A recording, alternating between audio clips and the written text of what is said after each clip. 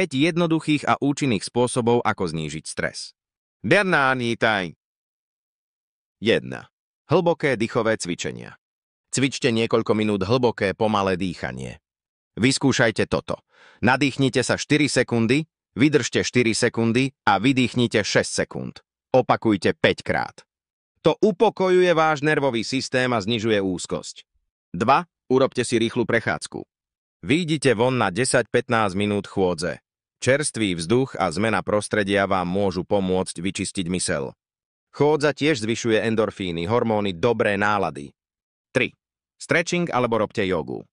Jednoduché stretchingy alebo jogové pozície uvoľňujú fyzické napätie. Vyskúšajte rolovanie na ramenách, natiahnutie krku alebo jemnú detskú pózu na uvoľnenie. 4. Počúvajte hudbu alebo podcast.